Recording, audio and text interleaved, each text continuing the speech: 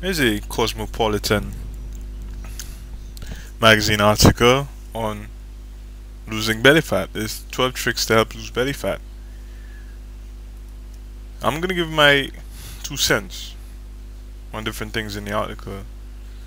I'm gonna tell you what works. I'm gonna recommend some stuff, alright? So, here we go. 12 tricks to help lose belly fat. Flat tone abs are right up there with Ryan Gosling's digits. Every chick with a pulse wants them. If you're looking to lose belly fat, try these expert tips. They target that pesky pooch to score your abs so tight you could balance a quarter of them. Bullshit. Alright, pun intended, lots of pun. Alright, so exercise, tip number 1, exercise in bursts. Here's the great news. Turns out that marathoning for an hour on the treadmill isn't only boring as hell, but it also doesn't even really get you that great of a workout.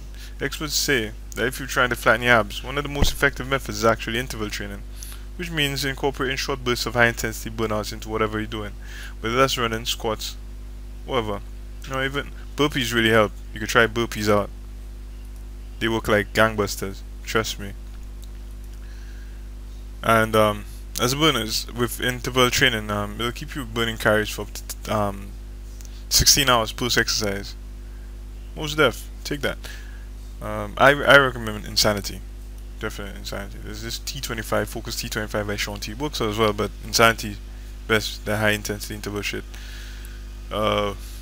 Trick number 2, stretch then crunch. Apparently the most common mistake you probably make when doing ab work is jumping in without limbering up, which causes you to do most of the work with your hips and back.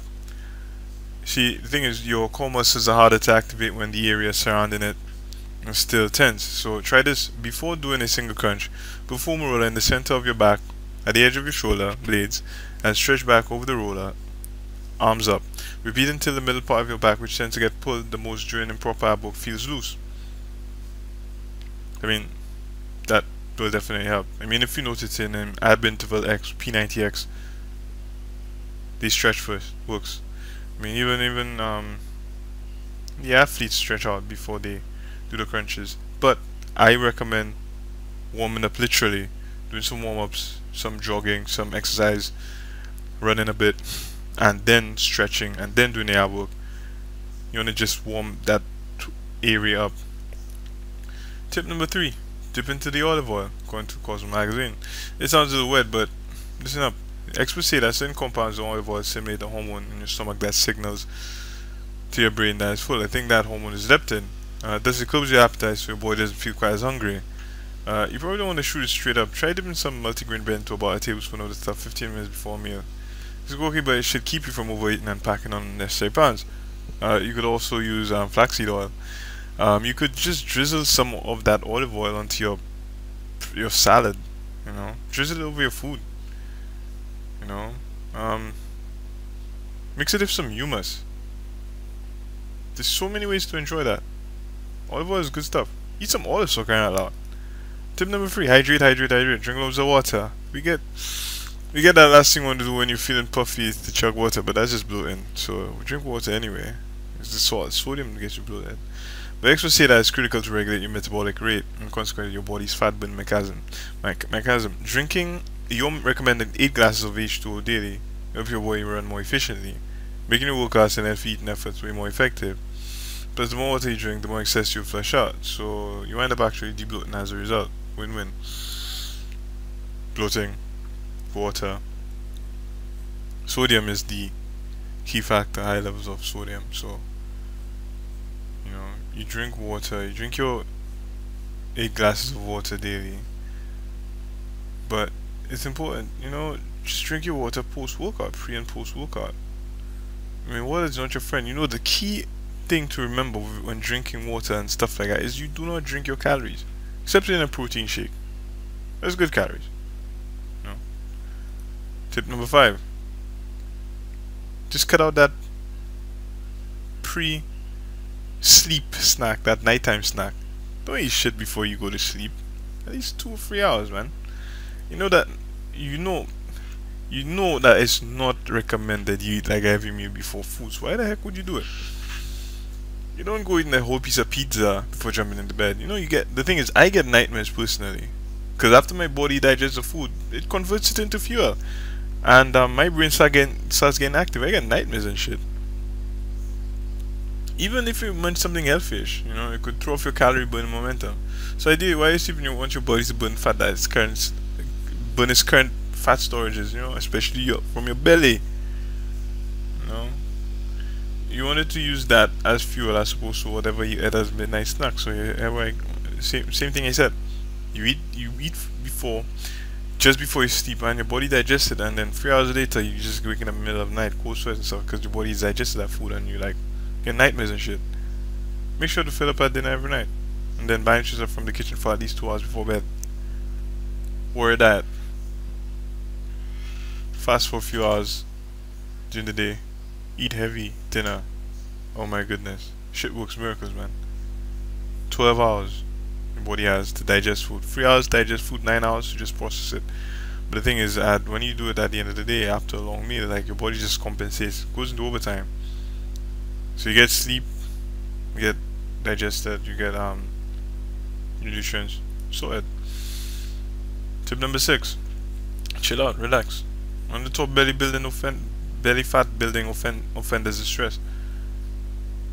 Stress gives you a big belly, you know, boosts your gut. Not just because that bad day at work can make you feel like demolishing a pint of some sweet red wine or, you know, Pinot Grigio or something. Anybody senses that you're overwhelmed automatically starts producing cortisol. You know, that hormone that's been proven to fuck with your body's chemistry and stimulate extra fat storage in your gut. Yeah, I know it sucks. So when you feel worked up, close your eyes and take a long deep breath for about 5 minutes. You'll immediately start to feel a bit more relaxed and shit, which should calm those hormones down and just, you know, nip that belly sabotage, nip it in the bud. You know, could do a bit of meditation. I recommend Om Onyx as a meditation program. Om Onyx really good, and for relaxation, and also life flow meditation, really good shit. Spend about an hour doing that, like 30 minutes to an hour, 40 minutes, and it really helps your brain produce more dopamine, serotonin, and it really lowers the production of cortisol, that stress hormone, which is good. I mean, you feel really fresh, like your brain just gets quiet. That's how I feel. My body gets quiet. There's stress. Tip number 7: get your sleep, get your Z's. Adults require from it, especially if you work out, if you're a fitness freak, or if you're very active lifestyle, you require at least 7 to 8 hours of sleep every night. So if you're staying up late regularly, you're meeting that minimum, and you feel your natural circadian rhythm of balance. That can make your body freak out and overproducing that bloody hormone cortisol, and it helps you, it makes your body produce other hormones in addition. So by getting the right amount of sleep, you know, your body and metabolism stay regulated, you know, keeping you on your belly, your pot on point. Tip number 8: eat every 3 hours. So you might think passing a lunch will save calories and trim your meal, but you're actually trending towards the opposite. So going for long periods of time without eating can send your body into starvation mode, especially if you're an endomorph. Yeah, we don't eat endomorphs. I'm an endomorph. We don't eat much. Our body stores fat. What the fuck, man? So that means your body starts storing everything you've already eaten as fat, since it doesn't know when you're going to feed again. And guess what? Where the fat passes on first? Yep, your midsection, your tummy. Exercise, having a small meal snack every 3 hours will keep your body fueled and in prime calorie torsion mode all day. And that leads us to tip number 9: load up on greens. So what type of meals, what type of small snacks are you looking for during your day? Greens. Some fucking vegetables, you know? Vegetables like kale, lettuce, broccoli. You know? Good calories. Full of water. Nutrient dense, you know? Full of vitamins, super filling. Loads of fiber, you know? Good fiber. Mention on these at lunchtime for a snack will make you less likely to eat something, you know, one of those naughty foods, you know? Less likely to eat devil food. Kiss cakes, chocolate, stuff like that. Stuff that make you regret you eat them and then give you that pot anyway. So tip number 10: stick to 1 or 2 drinks. So yeah, there's nothing wrong with hitting up happy hour, but when you start to drink in excess, you wind up packing on weight in your midsection, since alcohol is digested as a sugar, and sugar ultimately turns into fat. So think of a bottle of wine as a stack of cookies. Crazy analogy, yeah? But it works. Both convert into your body the same way, so you should moderate your intake accordingly.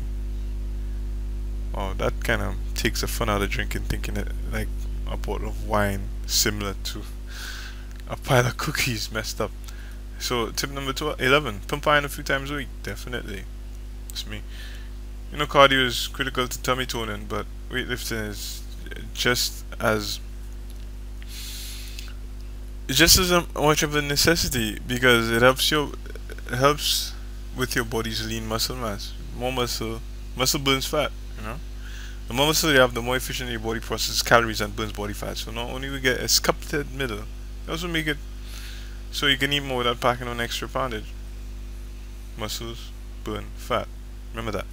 So final tip number 12, yeah, that's more for the chicks. Eat dark chocolate. You don't see too many dudes eating like a whole bar of dark chocolate and stuff. According to the article, seriously, it's back to zinc, which experts say is pretty much your belly's best friend. Zinc increases your body's levels of circulating leptin, which is a hormone that regulates your energy expenditures, fat storage, and appetite. Yeah, zinc is good. So pretty much everything that impacts having that extra bit of fat, that fluff over top of your abs. So you'll obviously need to opt for that lower in sugar kinds, the low sugar type of dark chocolate. And then just, you know, eat in moderation. You know, have a cheat day and eat that stuff. You know. So yeah, that's it. These are some 12 tips from Cosmo magazine. So they're okay. Find some links in the description box below. Highly recommend Insanity interval training, Focus T25. There's also some stair jogs. Just go jogging up and down stairs. Get a gym boss interval timer to just monitor yourself. Every 3 minute interval, 1 minute rest, that type of shit. It'll help you.